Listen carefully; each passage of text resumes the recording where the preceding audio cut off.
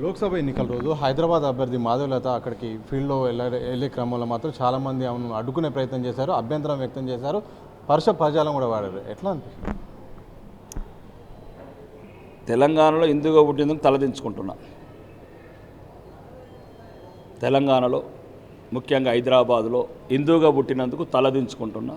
ముఖ్యంగా ఇట్లాంటి పోలీసు వ్యవస్థ, డీజీపీలు, యూనిఫామ్ ఉన్న పని చేయని డీజీపీలు, ఎందుకు వనికిరాని యూనిఫాములు, హిందువుల మీదనే దారుణాలు చేసే పోలీసులు, హిందువుల మీదనే అక్రమ కేసులు బుక్ చేసే పోలీసులు, ఇట్లాంటి వ్యవస్థ, రాజకీయ వ్యవస్థ.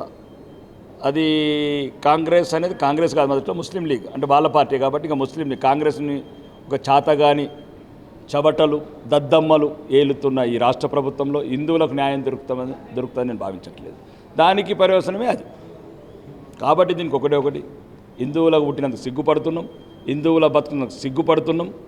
దీని ద్వారా పోలీసు అధికారులకు కానీ ఇంకా న్యాయ అధికారులకు కానీ మిగతా రాష్ట్రంలో ఉన్న అధికార వ్యవస్థ కానీ దయచేసి హిందువులను గౌరవించండి.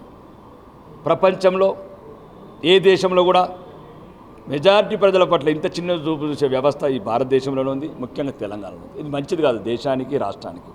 ఇప్పుడున్న ముఖ్యమంత్రి గారు కూడా చెప్తున్నాను, ఎవరైతే గౌరవనీయ మాధవీలత గారు ఆడబిడ్డ మీద ఒక అసభ్యకరమైన భాష బహిరంగంగా మాట్లాడారో ఇమ్మీడియట్లీ వాళ్ళకి ఎట్లా తగిన శాస్తి చేస్తారు, ఎట్లా చట్టాలు చూపిస్తారు, ఏదైతే న్యాయ వ్యవస్థ ఉందో అన్ని రకాలుగా వాళ్ళని అరెస్ట్ చేసి తగిన చర్యలు తీసుకోవాలని కోరుకుంటున్నాను.